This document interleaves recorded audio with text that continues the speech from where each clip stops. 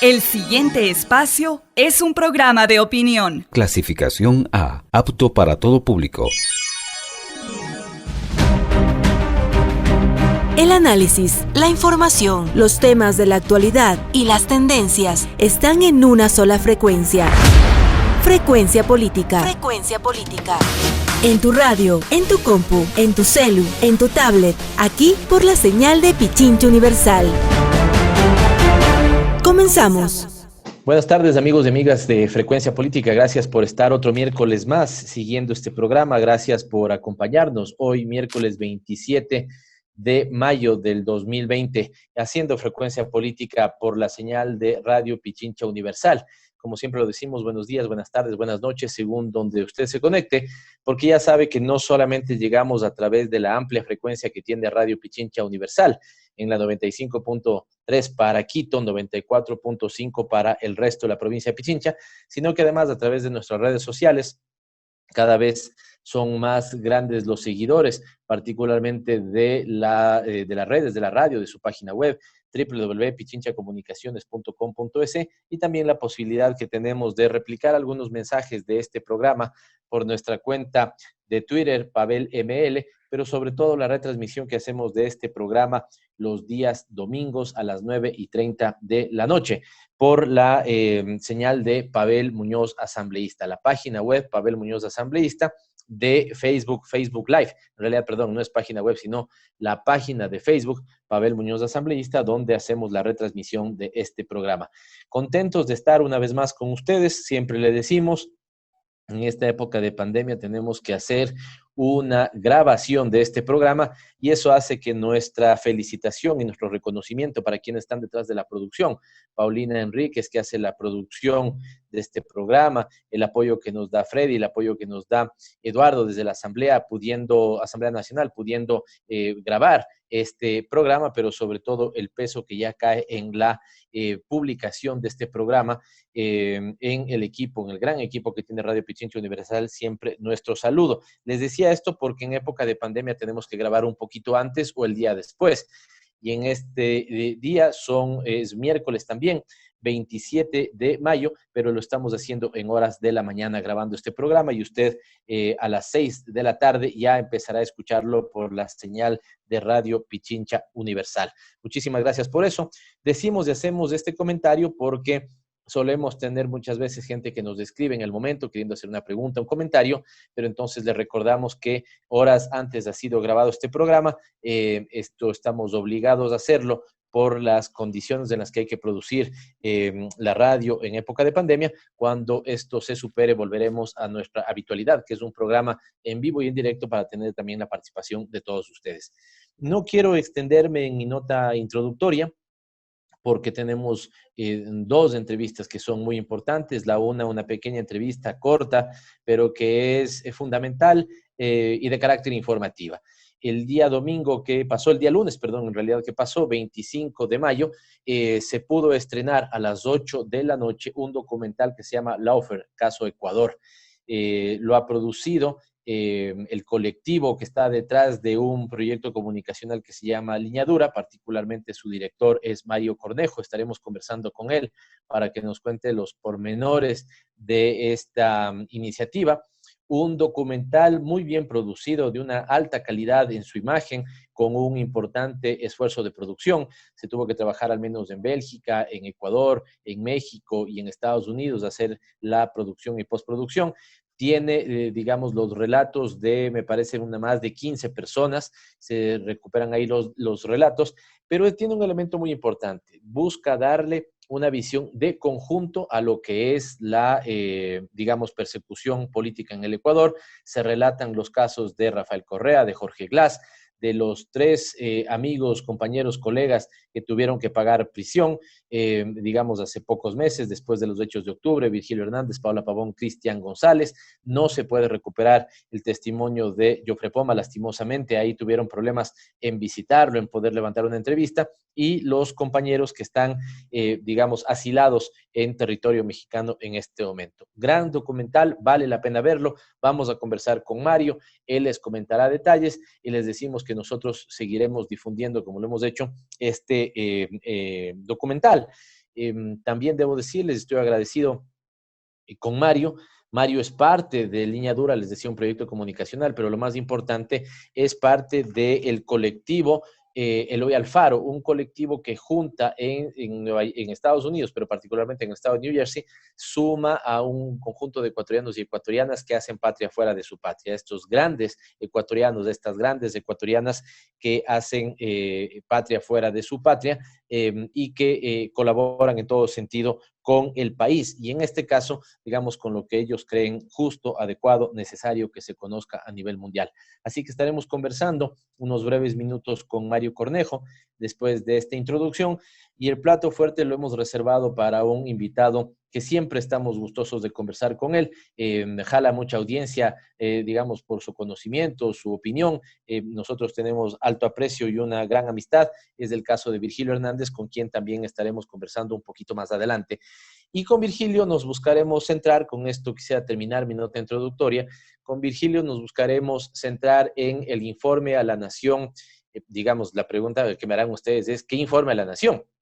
Evidentemente, en el que pretendió ser informe a la Nación el 24 de mayo, el domingo 24 de mayo, que, digamos, bajo esta frase, no quiero hablar de lo que he hecho, seguramente no hay que comentar, quiero hablar de futuro, me parece que dejó muchísimos cabos sueltos y queremos ahora poder hacer una lectura de esto con nuestro invitado Virgilio Hernández.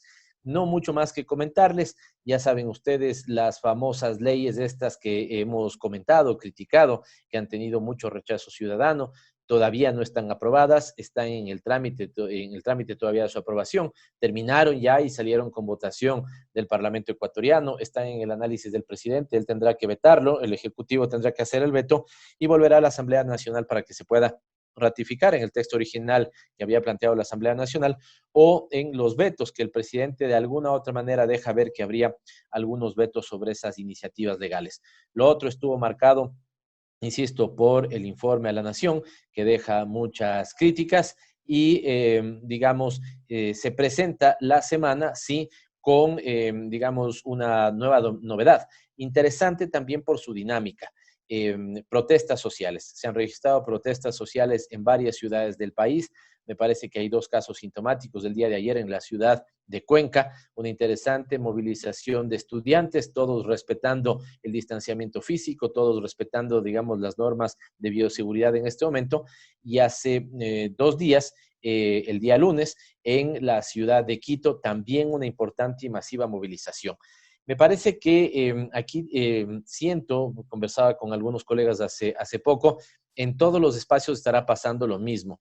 Si bien las dirigencias políticas, las dirigencias gremiales, las dirigencias estudiantiles buscan encontrar y poner las pautas de la mejor forma de poder expresarse en este momento, con los resguardos y los cuidados del caso por el tema sanitario, por el tema de su salud, me parece que también la gente está tan molesta que desborda, digamos, esa posición que pueden tener las dirigencias. Y de ahí uno ha podido ver, ¿no es cierto?, manifestaciones de movilización en todo el país. Vimos en Machala, vimos en Guayaquil, vimos en Cuenca, vimos en Quito, vimos, si no me falla la memoria, también el caso de Ibarra. En realidad, algunas ciudades que empiezan a manifestar su rechazo respecto a una política económica que no da pie con bola, que está solamente con palos de ciego, como decimos comúnmente, ¿no es cierto?, sin un programa serio para atender la pandemia y sobre todo la recuperación que deberíamos tener, tanto en garantizar la vida de los ecuatorianos, garantizar la salud de los ecuatorianos, pero también la reactivación de las actividades productivas. Vemos que no tenemos un horizonte claro y esto preocupa a muchos de los ecuatorianos. A unos les preocupa, a otros les molesta, a otros les hastía y sobre todo estos dos últimos, los que están molestos o hastiados, incluso están muy propensos a manifestarse en las calles del país, de las ciudades del país, y eso es lo que hemos visto estos días.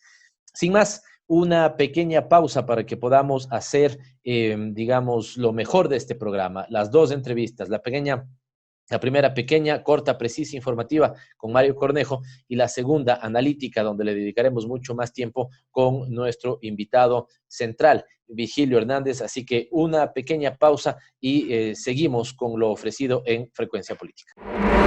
Los protagonistas de la información aquí en nuestra cabina, en Frecuencia Política.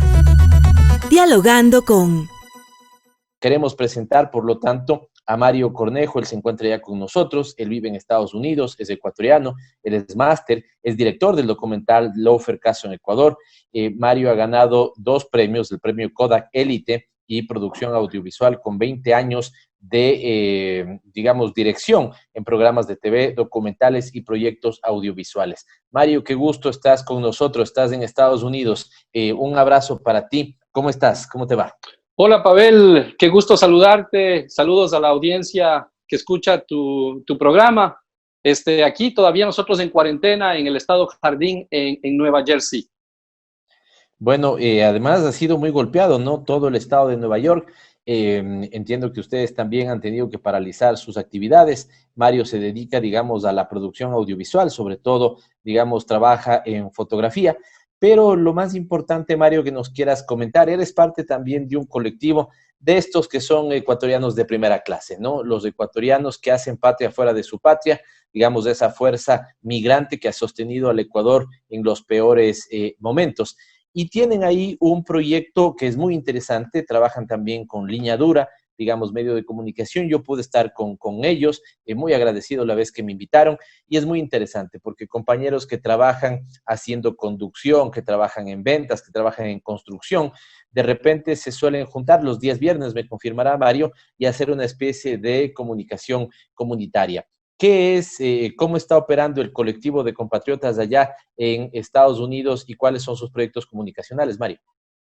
Sí, bueno, nosotros como parte del colectivo Loyal Faro, la coordinadora migrante Loyal Faro aquí en la zona triestatal, somos producto de esta migración que pasó a finales de los 90, producto de los banqueros ladrones y quienes hoy se dan de los salvadores del país.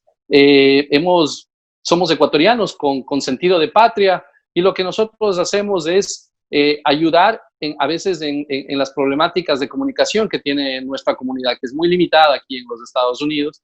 Y bueno, en el proyecto de Línea Dura, pues empezó como un proyecto de comunicación comunitaria, y bueno, ya ha roto fronteras, y bueno, ahora creo que somos un referente de comunicación aquí en los Estados Unidos en lo que tiene que ver con los migrantes ecuatorianos. Y Mario, entonces se juntan 3 cosas, digamos, una idea interesante, además, digamos, de mucho compromiso con la patria, de estar pendientes de lo que pasa en el país, punto número 1. Punto número 2, un proyecto de comunicación que ha venido creciendo en este tiempo como Línea Dura. Y número 3, tu experticia y la de algunos otros compañeros en el manejo de comunicación, que al ver lo que está sucediendo en el Ecuador, deciden emprender con este documental Lawfare, el caso Ecuador. Cuéntanos cómo surgió la idea. Bueno, la idea nace de esta necesidad de contar las cosas desde una perspectiva diferente, ¿no? A veces cuando estamos de lejos vemos las cosas desde otra perspectiva. Hemos visto también un cerco mediático que hace que la información que se da en el Ecuador y la información que nosotros tenemos de acá de medios internacionales, pues sea diferente, ¿no? Entonces, definitivamente esa fue una de las razones de romper ese cerco mediático, y 2, de hablar temas tabús como son la persecución política, y poner en el tapete de discusión estos temas para que ojalá en el futuro no se vuelva a dar. Lo que hemos hecho es documentar un momento negativo en la historia de nuestro querido país, viéndolo desde lejos y poniendo el dedo en la llaga en esta problemática que es la persecución política. Primero voy al concepto porque he recibido muy buenos comentarios, ya te voy a decir cuáles, pero el primero tiene que ver con el concepto. En el documental, del cual además te agradezco mucho por haberme permitido participar en él, en algún momento Mario me pidió que si podía ayudar, digamos, junto con ellos, dándole un hilo conductor. Esperemos que lo hayamos podido hacer lo mejor posible. Y este hilo conductor pasa por el concepto de lawfare: persecución política, judicialización de la política y politización de la justicia. Esto lo principal, Mario, ¿por qué deciden, digamos, entrar a este tema, además de su preocupación?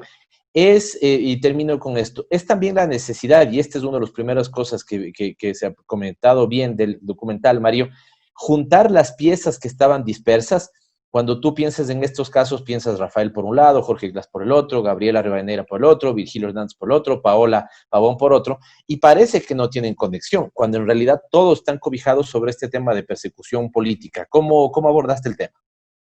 Es una cuestión sistemática, ¿no? No hay nada de coincidencia en esto. Estamos hablando de más de 30 personas. Bueno, en el documental hay 18 testimonios. Entonces, no hay coincidencia en esto. Esto es algo sistemático que se ha venido dando no solo en el Ecuador, sino en toda la región. Ecuador es la cereza en el pastel de todo esta lawfare que se da en Latinoamérica.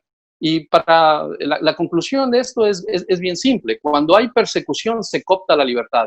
Y cuando se coopta la libertad, no hay democracia. Entonces, no es un problema así nomás, es un problema de fondo, es un problema que hay que poner el dedo en la llaga y que la ciudadanía ecuatoriana pues necesita hablar de esto, sacar ese tema tabú y ponerlo en el tapete de conversación. Está cierto lo que tú señalas, Mario, que vi que en los comentarios de estos que suelen hacer personalidades para fomentar que el video pueda ser visto, tenías comentarios de España, de Italia, de España, de Argentina, de México, en el caso ecuatoriano. Esto porque de alguna u otra manera también a veces cuando uno ve este documental dice, mira, los casos de estas 18 personas tienen una conexión, pero también tiene una conexión con lo de Lula, también tiene una conexión con lo de Evo Morales, también tiene una conexión con lo de Cristina Fernández de Kirchner. Y esto, ¿cuál ha sido la receptividad que has tenido en otras partes de América Latina? Veo que el portal Nodal también está haciéndose eco de la difusión de tu documental, Mario. Así es, el portal Nodal en Sudamérica y el Caribe, el Estado.net en Europa, específicamente en España, e inclusive hemos tenido un importante comentario del Congreso Hispanoamericano de Prensa de las Naciones Unidas, que, bueno, nos dieron un comentario bastante interesante del documental y pues nos han invitado para el próximo Congreso Latinoamericano de Prensa a exponer este tema del lawfare, el caso Ecuador. Pero los comentarios son muy buenos, no solo de la comunidad internacional, sino inclusive de la misma comunidad ecuatoriana. Gente que no necesariamente es de izquierda, pues ha puesto unos comentarios bastante interesantes.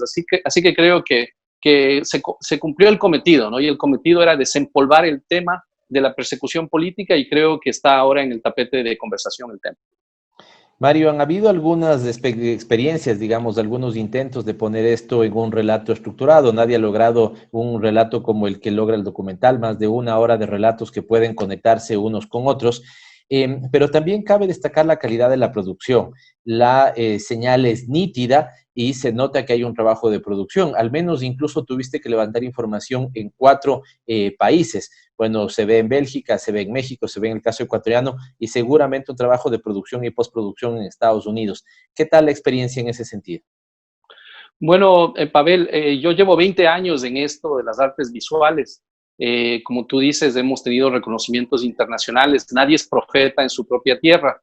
Y yo vengo haciendo documentales como La Migración Riesgosa, que es un documental que me demoré 6 meses en la frontera de Estados Unidos en México, y era de los niños que cruzaban la frontera.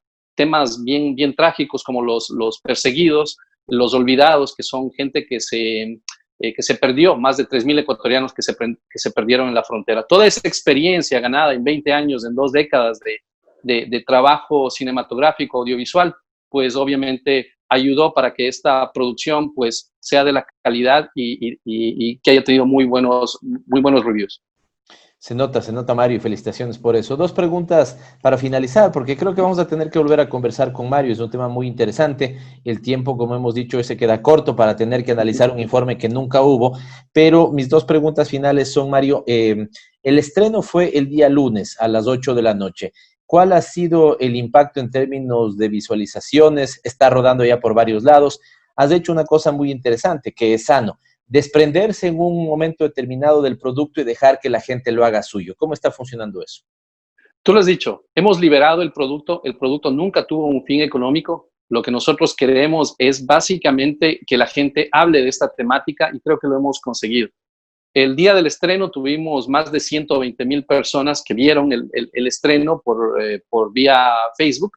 Ya que hay un cerco mediático en el Ecuador, esto no lo van a pasar en la prensa en la prensa hegemónica del país, porque va contra lo que el documental habla mucho de la prensa en sí, y les recomiendo que lo vean, pero la comunidad internacional se ha hecho eco pues, de este documental, y las redes sociales se están encargando de que esto se esparza, y esto es como una espuma, ¿no? que sigue creciendo, y que yo creo que eventualmente va a ser consumido por mucha gente.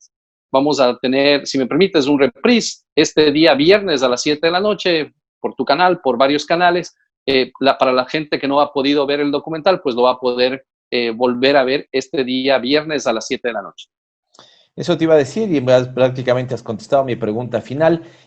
Has planteado un reprise y este será el día viernes a las 7 de la noche. Varias cuentas, sobre todo de canales de YouTube o Facebook Live, se conectarán. Por lo tanto, les invitamos a ver, no dejen de ver este documental realmente importante, describe lo que está pasando y, como bien dice Mario, un capítulo negativo de nuestra historia, tal vez de la historia más gris que hemos tenido en estos 40 últimos años de democracia. Así que el día viernes a las 7 de la noche lo verán nuevamente por Liñadura, lo verán por la página de Pavel Muñoz, asambleísta, y algunas otras más. Así que para cerrar, Mario, una invitación de cierre y de mi parte felicitarte nuevamente. Así es, busquen el documental, lo pueden buscar en los search de Google como Lofer, el caso Ecuador. Hablen de esta temática, compártanla, y muchísimas gracias por hablar de este tema, y ojalá que no se vuelva a dar.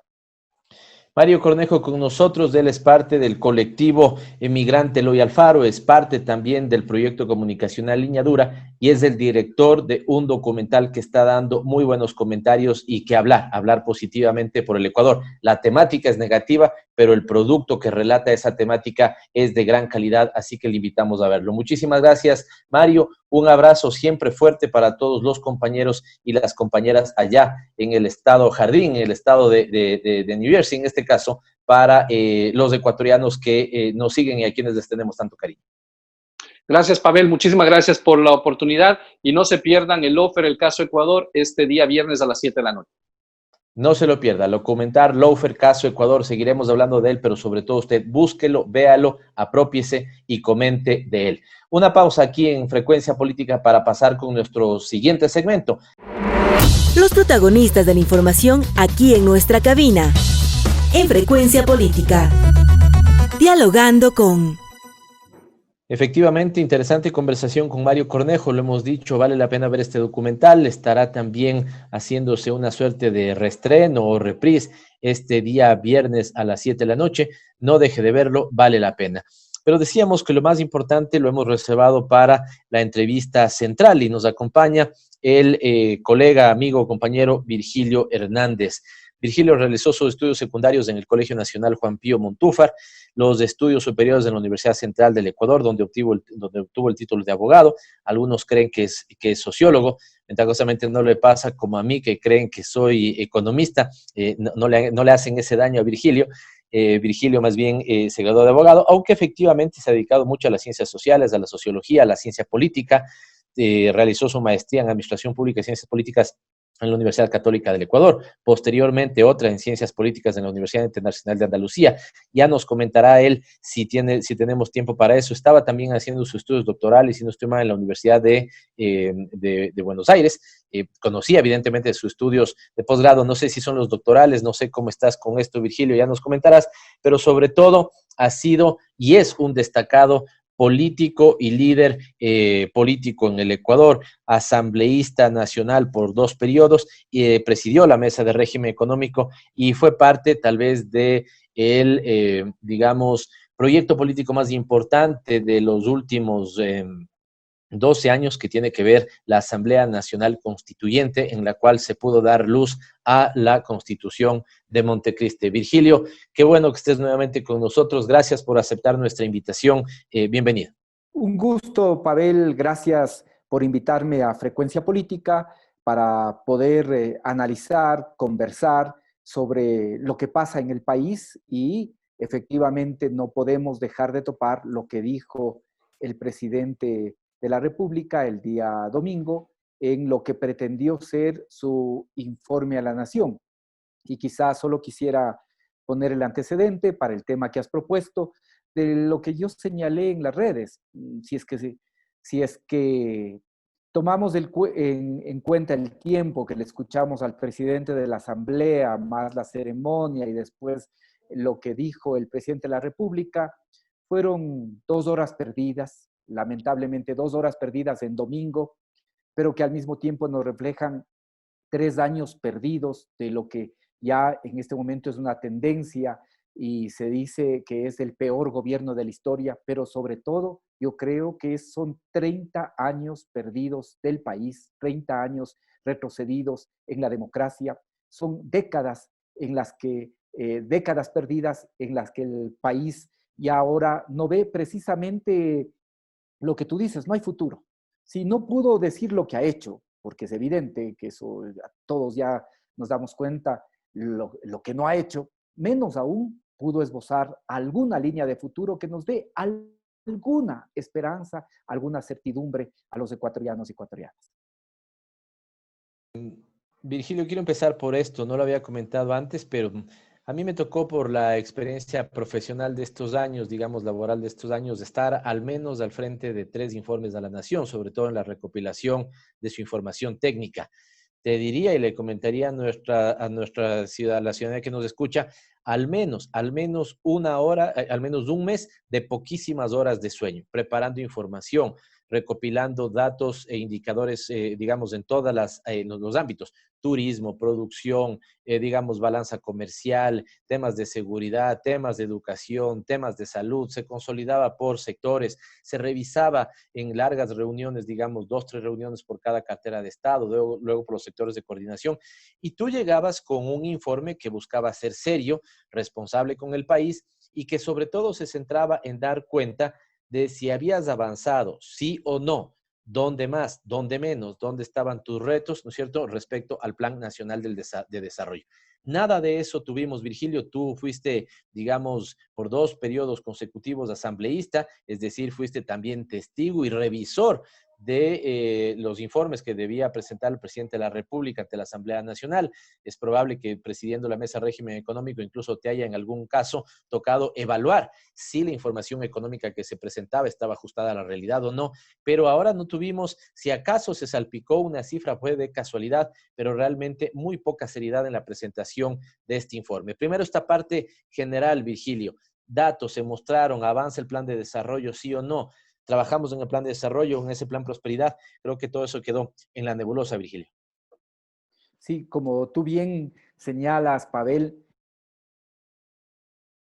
este momento delicado, hacer un resumen de lo que no se dijo y cómo en la situación que vive el país, en esta incertidumbre respecto del futuro, no va a haber un solo dato sobre el tema económico. ¿Cuál es efectivamente, cuál es la situación del país en términos económicos? Después de tanta especulación de lo que él mismo ha dicho, de ha ido, ha venido sobre el tema de la deuda, ¿cómo no vamos a indicar en este, que con seguridad es el último año en el que hay informe? Porque el próximo año, si es que todo continúa como debería continuar, ya es la ceremonia de cambio de mando. Por lo tanto, ya no hay el informe propiamente dicho del presidente de la República, sino hay esta sesión de cambio de mando. Entonces, este es de alguna forma el último informe que le hace a la Asamblea Nacional. Ni una palabra seria sobre qué pasa con la deuda. ¿Cuál es el incremento que efectivamente ha tenido en su periodo de gobierno la deuda? ¿Cuáles son las inversiones que se ha hecho con esa deuda? ¿Sí? Ni una sola palabra sobre las operaciones que han sido cuestionadas en su mandato, ni una sola palabra respecto de la balanza comercial. ¿Qué pasa en la balanza comercial petrolera, la balanza comercial no petrolera? ¿Qué pasa con las reservas internacionales? ¿Cuál va a ser el impacto que va a tener el país en términos económicos, sector por sector, en medio de esta pandemia? Eso es lo que uno esperaría de un mandatario. Citó por ahí el informe de la CEPAL diciendo y recogiendo que efectivamente vamos a decrecer, según la CEPAL, en el 6.5%, pero omitió los otros datos que dice la CEPAL, que esto es gravísimo porque, bueno, yo estoy seguro que no, él no conoce, no es que leyó el informe de la CEPAL, alguien revisó, leyó el informe de la CEPAL, pero no revisó completo, porque el informe de la CEPAL, tanto el que habla de la reactivación económica como el que habla del panorama social, es bien alarmante. Él citó y dijo que, como dice la CEPAL, vamos a decrecer en el 6.5, pero no dijo que la propia CEPAL señala que el Ecuador va a estar, según la CEPAL, junto con Nicaragua y con México, entre los países en los que más va a crecer la desigualdad en el país. Esto no dijo. La CEPAL señala que la desigualdad va a crecer en un índice de al menos el 3%. Y hay un elemento importante, que en esta consideración de la CEPAL, y así lo pone el gráfico, no están consideradas las medidas que se pueden tomar a propósito de la pandemia. Y mientras en otro lado se ponen medidas para bajar esos impactos de desigualdad, pobreza, pobreza extrema, aquí se hace todo lo contrario. Lo mismo, no dijo una sola palabra respecto del panorama realmente trágico que plantea la CEPAL de cómo va a crecer la pobreza, que la CEPAL dice que en este año vamos a tener, si el año anterior ya estuvo cerca del 26%, ahora la CEPAL dice que la pobreza va a crecer en un rango que podría ir del 30 al 32%. Y la pobreza extrema, que ya se situó en el 7.6 según la CEPAL, dice ahora que podrá situarse hasta en un rango que va hasta el 12% de los ecuatorianos. Y de esto no dijo una sola palabra. Es realmente increíble.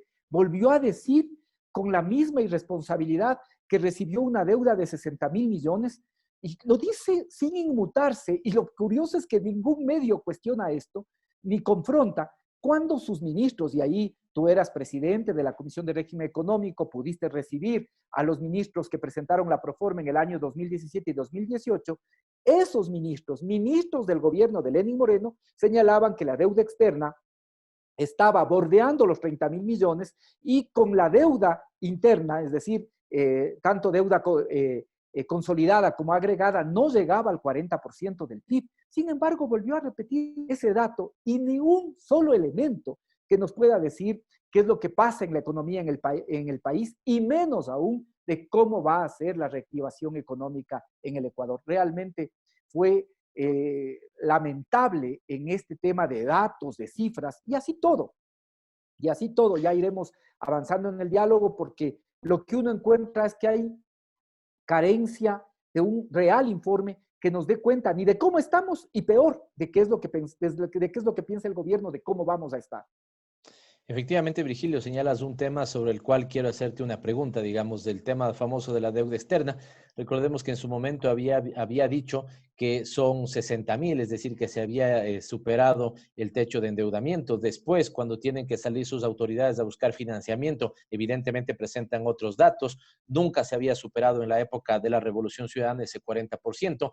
De hecho, este gobierno, por una disposición legal, incluso borraron ese techo y básicamente después de la Constitución son el único gobierno que está gobernando, dicho sea de paso, sin un techo de deuda y como bien señalas, ninguna información clara y cierta sobre esto. Pero ahí te abro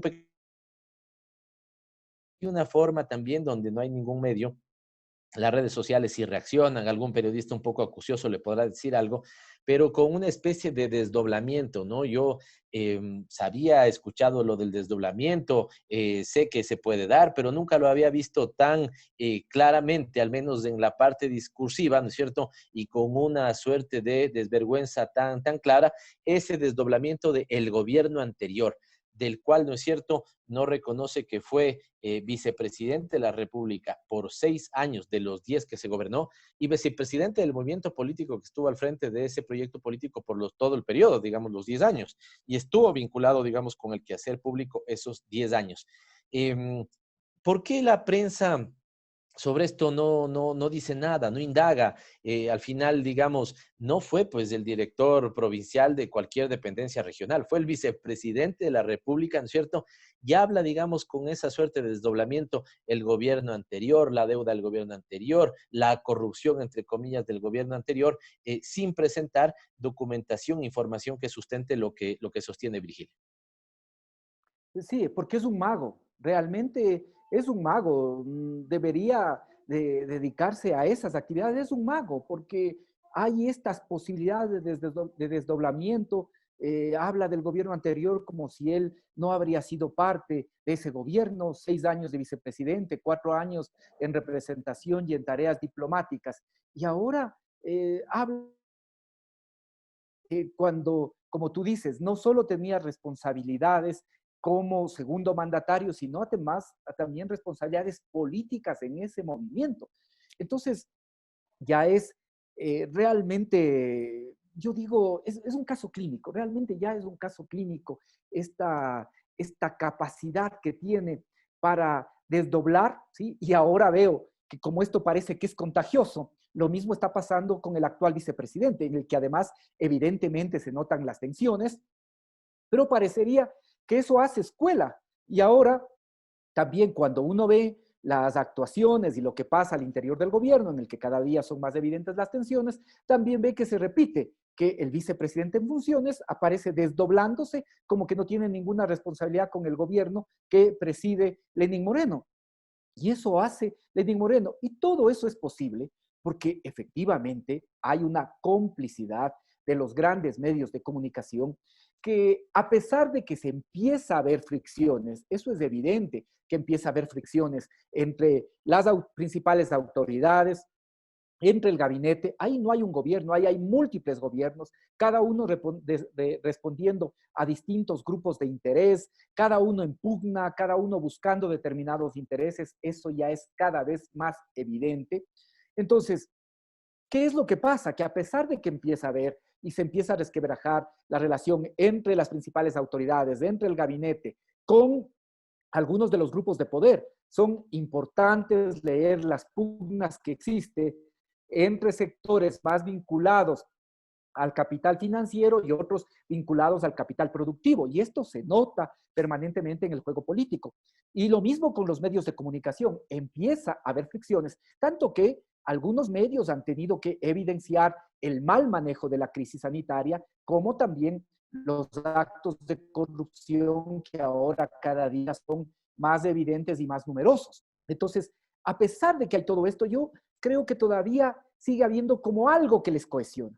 Y por eso los medios siguen dejando pasar. Y ese algo que les cohesiona es este tema ya que se ha convertido como una fijación de la persecución al correísmo. Yo diría ya no solo de la persecución, yo creo que están en una fase en que linda incluso con la barrera democrática, porque ya empieza a ser un planteamiento de alguna forma fascista, de buscar aniquilamiento de la fuerza política al correísmo. Y por eso, porque ellos todavía creen que coinciden en ese gran objetivo, estos distintos sectores de poder que están en el entorno del gobierno, lo que hacen es centrarse en avivar el fantasma. Fíjate que ahora mismo que empieza a haber movilizaciones de descontento, enseguida vuelven a avivar el fantasma de que cuidado el correísmo, regresa el correísmo, cuidado el correísmo que supuestamente que quiere caotizar las ciudades, todo esto buscando generar ese enemigo en el correísmo, buscando destruir al correísmo y dejando pasar por alto toda esta serie de, ya yo no digo ya solo barbaridades, sino incluso ya de claras irresponsabilidades en el manejo del ejercicio de la presidencia por parte del presidente y del gobierno que él preside. No quiero distraerme mucho del objetivo de la entrevista, pero si tengo tiempo volveré sobre este último elemento que planteas, porque, digamos, ahí hay algo importante que comentar. Se pone en circulación supuestamente información de un informe de inteligencia, ¿no es cierto? Después son desmentidos por el propio órgano de inteligencia, con lo cual este es un jaque. Es decir, hay algunos o que están difundiendo, digamos, información falsa o que están difundiendo información reservada. Cualquiera de los dos casos, ¿no es cierto? Una falta, pero vuelvo sobre esto si me queda algo de tiempo al final, Virgilio. Me parece que en tus redes sociales también anotabas un elemento. Hemos hablado sobre lo económico y me parece que la gran conclusión es nada serio sobre, digamos, cifras económicas de crecimiento, manejo de la deuda, sector externo, sabiendo que tenemos una grave crisis de por medio. Pero la sanitaria, salvo estos lugares comunes, tampoco ningún señalamiento con mucha empatía al país entero, a los médicos en particular, a la provincia de Guayas, a la ciudad de Guayaquil. Muchas loas a ratos incluso a los órganos de seguridad, ¿no es cierto? Pero no nos dijo, por ejemplo, si hay médicos contagiados o no contagiados con COVID, qué está pasando con ellos. Y sobre todo, ¿no es cierto?, cómo hacer realidad una cosa que la Asamblea Nacional de manera ingenua, de manera súper ingenua, buscó poner en normativa, que es estabilidad laboral para el personal del sistema de salud. A los 24 horas de salida de esa resolución, esa ley de la Asamblea Nacional, empezaron a votar gente del sistema de salud. Poquísima empatía también, digamos, con los que han sido víctimas, están contagiados con COVID, pero sobre todo el personal de salud que está enfrentando esta pandemia en la primera línea. Virgilio, ¿algo que comentar sobre esto? Bueno, es que sí, efectivamente, cuando uno mira este informe, no piensa que no está mirando lo que por parte de quien nos gobierna no está mirando el país. Otra vez generalidades. O sea, decirnos en este momento en números cerrados que hay 1 millón de kits que se han repartido. O sea, bueno, ¿dónde? ¿Cómo? ¿A quién llegaron ese número de kits? 700,000 canastas que se van a entregar, 80,000 en Guayas, que van a llegar a 8 millones bueno, de raciones. ¿Qué es esto? Cuando lo primero que nos debería haber dicho es una cosa que se ha convertido, yo ya digo, no solo en una inquietud, sino en un dolor nacional, Pavel. ¿Cuántos son los números de muertos? ¿Cómo es posible que en el siglo XXI, que esto puede entenderse uno quizá en el siglo XVIII, no sé, siglo XIX, pero en el siglo XXI, que no puedan decirnos y consolidar una cifra de cuántos son los muertos? ¿Cómo en el informe a la nación el presidente no va a saldar esa duda que ya es dolor por parte de los ecuatorianos? Unos son los datos que tiene el registro civil, otros son los datos que manejan a nivel de las autoridades, en las que nos siguen diciendo todavía un número de muertos, que aún así, si tú comparas ese número de muertos con el índice con el número de contagiados, el índice de letalidad aquí en Ecuador es altísimo. 12, 13%. Es el más alto a nivel mundial. ¿Sí? Exacto. Sin contar que no sabemos cuál es el número de muertos.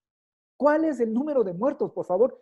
Esto es un dato que en un informe a la nación, en un momento como el que vivimos, tenía que decirse, ¿ya? No, esto sigue siendo un misterio en pleno siglo XXI. Y si eso pasa con los muertos, si eso nos pasa al Ecuador con los muertos, imagínate qué es lo que pasa con las familias y las personas que requieren asistencia monetaria o requieren asistencia alimenticia. Tenía que haber sido preciso de cuáles son efectivamente las raciones que se entregaron, a quiénes se entregaron, bajo qué mecanismo se detectó que esas son las familias que efectivamente requerían. Porque no se trata de ir en un desfile, como se vio aquí en el Cantón Mejía, que se iba en un desfile incluso con caballos entregando a quien aparecía raciones alimenticias. No, no se trata de eso. Se trata de ver cómo desde el Estado se provee de algún medio que permita que las familias que no tienen la posibilidad de mantenerse en su casa lo hagan. No. Entonces, y esto no es una cosa menor, porque con la pandemia se ha evidenciado una profunda crisis sanitaria, económica, social, por el crecimiento de la desigualdad, la pobreza extrema, pero también una crisis de los datos, de los sistemas de planificación pública, de que no se actualizó el registro social, que sigue existiendo el registro social del año 2014, que no saben, no sabemos, no sabremos cuántos kits, cuántas canastas, con qué criterios se entregaron. Entonces es parte de las cosas que abonan en la incertidumbre. Y si uno escucha también estos datos que se mencionan, y ojalá ahora la Asamblea pueda analizar y enjuiciar, las 41,000 viviendas y las miles de viviendas de las cuales nos sigue hablando que se van a hacer en el último año, ¿sí? Si bien es cierto que la vivienda reactiva toda la economía. Pero bueno, díganos, con esto, de esta manera voy a construir cuántas viviendas, pero realmente bajo este programa, y esto va a permitir además que se inyecte recursos a la economía y se va a reactivar el empleo. Bueno, de manera real, ¿Cuántas son? ¿Se han construido las 41,000 viviendas que nos dijo? ¿Es verdad eso? ¿Sí? ¿Son parte de las 325,000 viviendas o fueron las que estaban rezagos de que se estaban construyendo ya en el gobierno anterior? Dijo que se han construido 2.400 centros de salud, Pavel.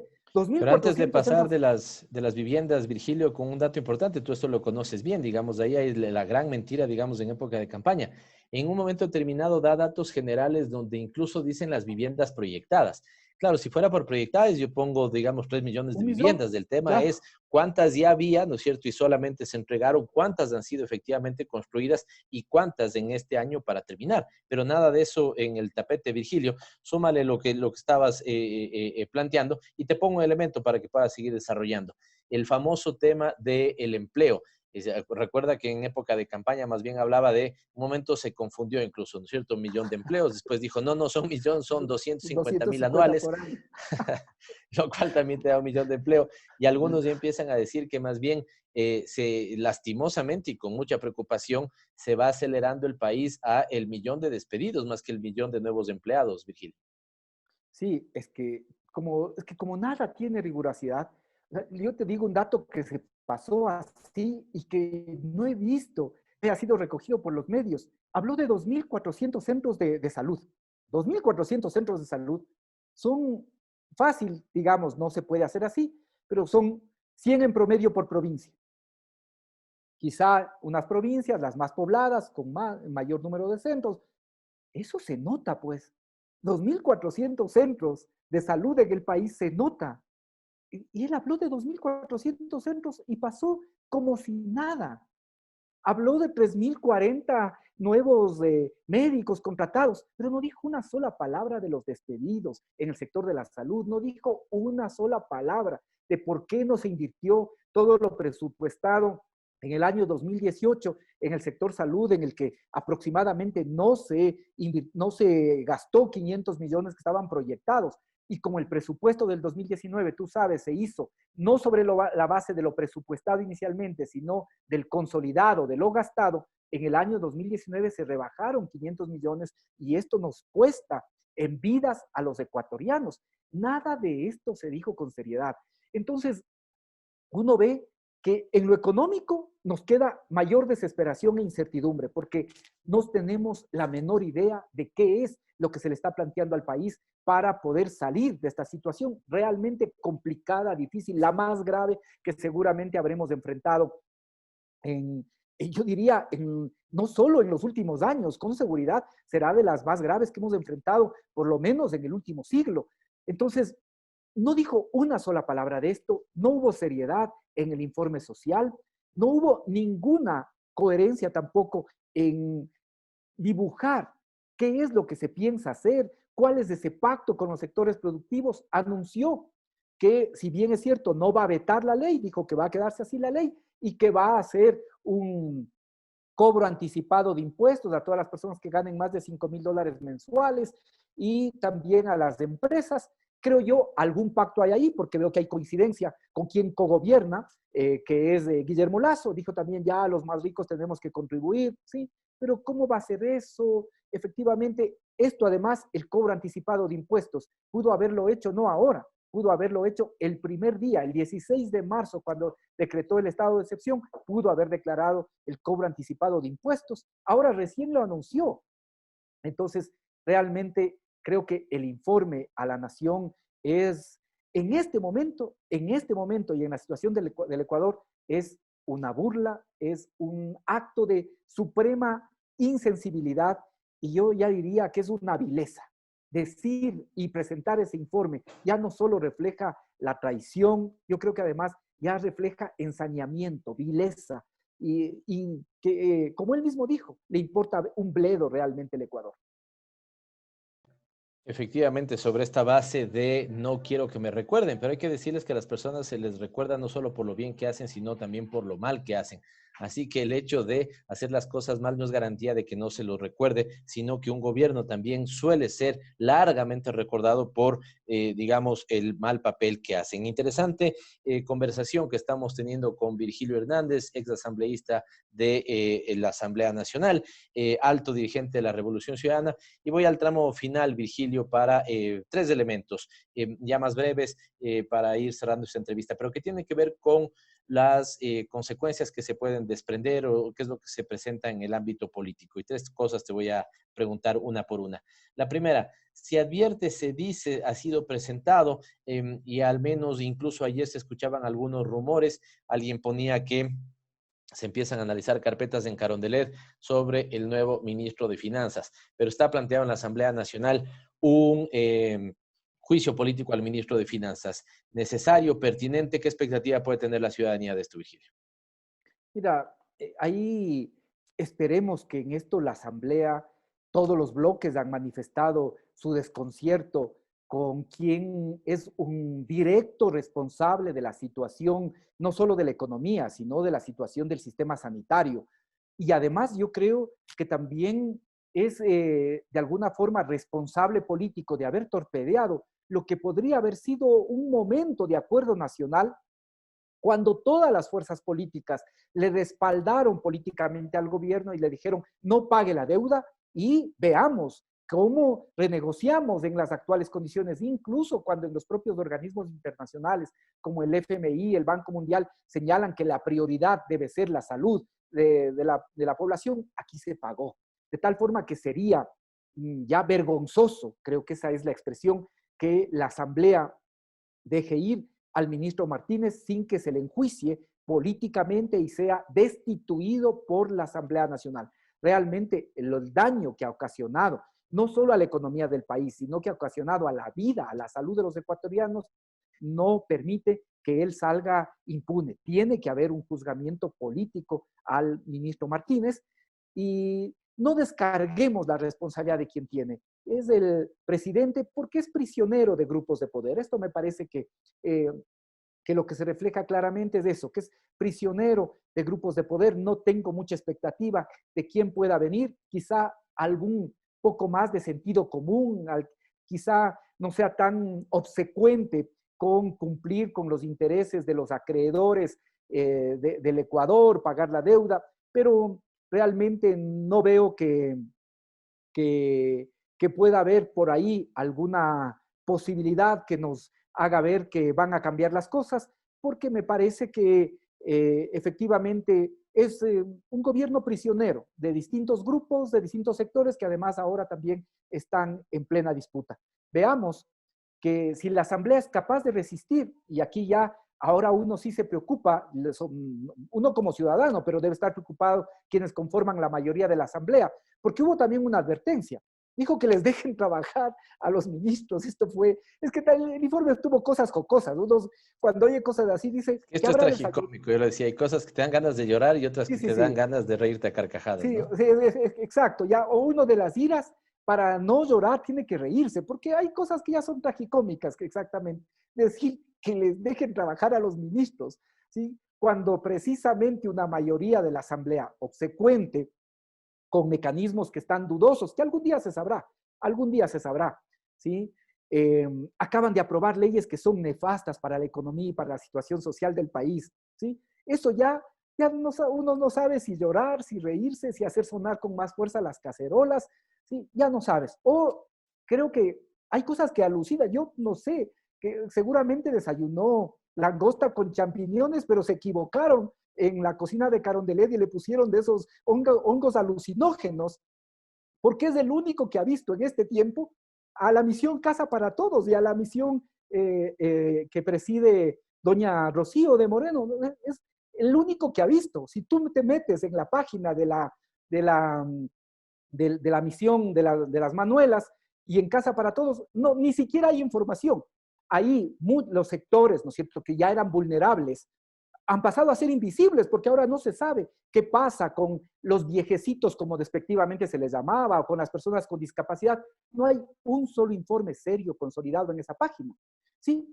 Pero bueno, por eso digo que se confundieron al momento de preparar el desayuno y en lugar de ponerle champiñones le pusieron hongos alucinógenos, porque es el único que ha visto en esta coyuntura a la misión Casa para Todos. Y ya esas cosas ya se convierten en tragicómicas, ¿no? No cuando no se ha visto al médico del barrio, cuando no se ha visto a la misión Casa para Todos, cuando no se ha visto a la misión de las manuelas que estén atendiendo en esta emergencia a los sectores más desprotegidos de la sociedad, viene el presidente a agradecerles y a decirles que han tenido un encomiable trabajo, cuando lo único seguro era que doña Rocío creo que no estaba en el país y estaba más bien fuera del Ecuador. Eso era el único dato que podíamos tener certeza. Y ya, decirnos eso realmente, o cosas como que la Asamblea le deje trabajar a sus ministros, lo único que provoca es reírse de la desesperación de que ya realmente es una persona que está por fuera de la realidad. Es un caso que yo sí creo que tiene ya algunos síntomas clínicos realmente respecto de la condición de sí mismo y de la condición del país. Gracias, Virgilio. Cierro con la última pregunta que te la hago en términos de perspectiva. ¿Qué está pasando? Esta situación que ambos vemos, ¿no es cierto? Ya no sabemos si reír o llorar por todo lo que está pasando en el país. Vemos que hay mucha gente así, en ese sentido. Siento, perdón, que hay dos sentimientos. El sentimiento del miedo de lo que está pasando, de contagiarse de la pandemia, pero también un sentimiento de muchísima, muchísima indignación. Y por eso la gente ha manifestado su deseo de salir, de protestar, de expresarte. ¿Qué es lo que crees? Yo particularmente creo que esto es como en el fútbol, pronóstico reservado, pero ¿qué es lo que crees que puede, digamos, depararle al país en las próximas semanas y meses, Virgilio?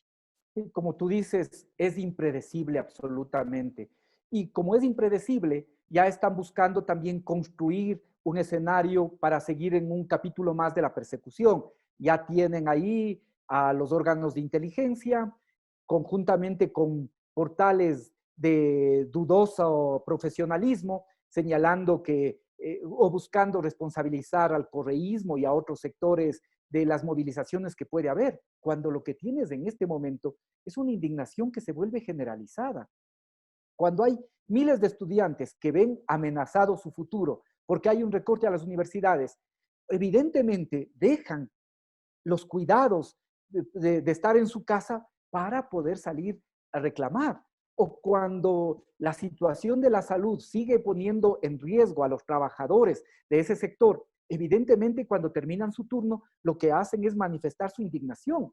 O como no habremos visto en muchos años, personas que jamás habrán puesto un pie en un plantón, en una movilización, como los trabajadores de TAME, ahora manifestándose porque se quedan en el desempleo, y así de los ferrocarriles, y así de muchos otros sectores públicos, y así de sectores privados. Hay un tema de indignación que cada día crece en el Ecuador, y es impredecible ver efectivamente hasta dónde puede llevarnos. Estamos en un punto en el que ya no solo vamos a caer vamos a ir al fondo de una quebrada, sino estamos al borde de rodar efectivamente a un precipicio que en la caída no avanzamos a ver dónde está el fin, hasta dónde llega ese precipicio.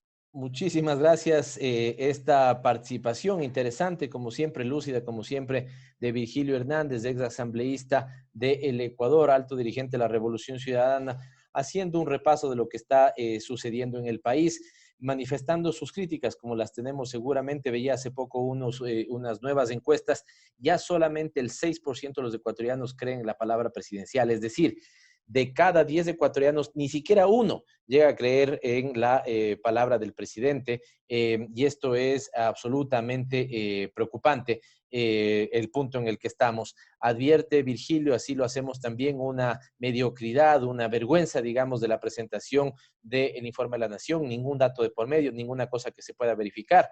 Le corresponderá a la Asamblea Nacional hacer el proceso de verificación de que lo que ha sido presentado efectivamente esté contribuyendo y esté encaminado en lo que fuera el Plan Nacional de Desarrollo. Recordemos que no sabemos qué mismo estamos implementando, si un Plan Nacional de Desarrollo o el famoso Plan Prosperidad, que fuera exigido más bien por el Fondo Monetario Internacional, y todo eso es caldo de cultivo para que la indignación de los ecuatorianos esté aún más clara.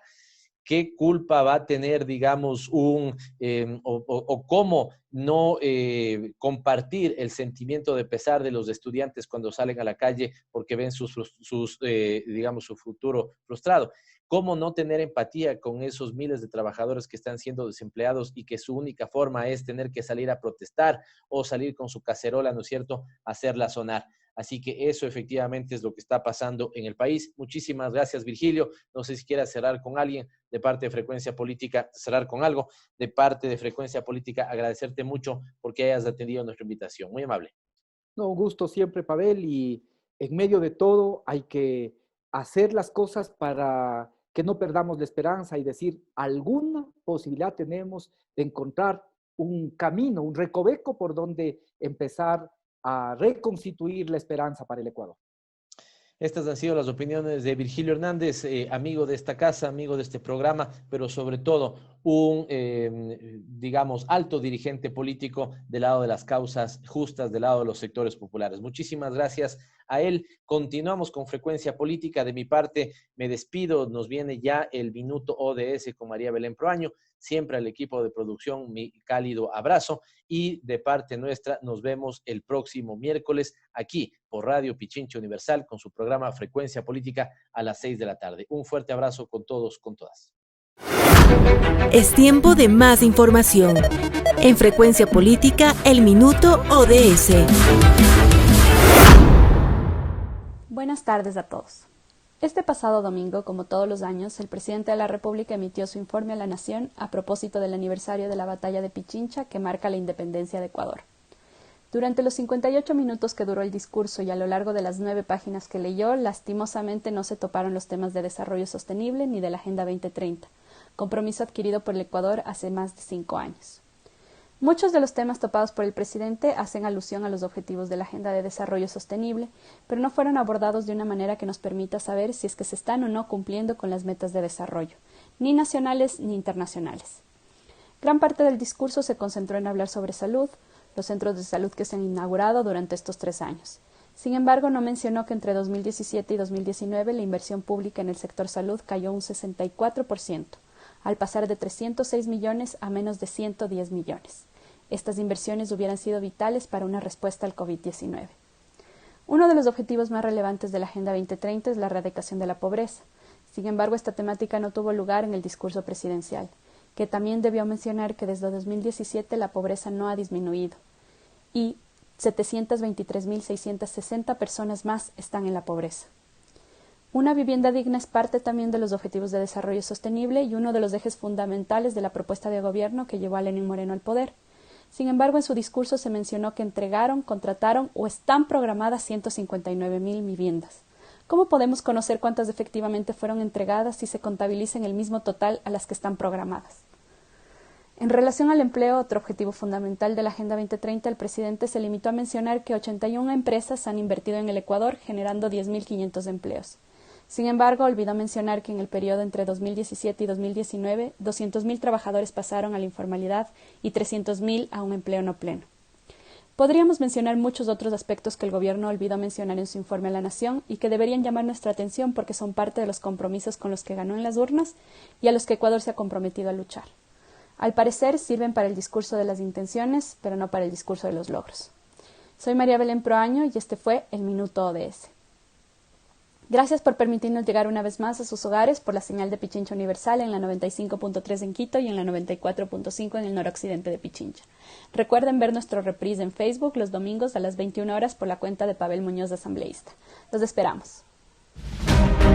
Gracias por acompañarnos. Aquí termina Frecuencia Política. Hasta la próxima semana. Este fue un programa de opinión. Clasificación A, apto para todo público.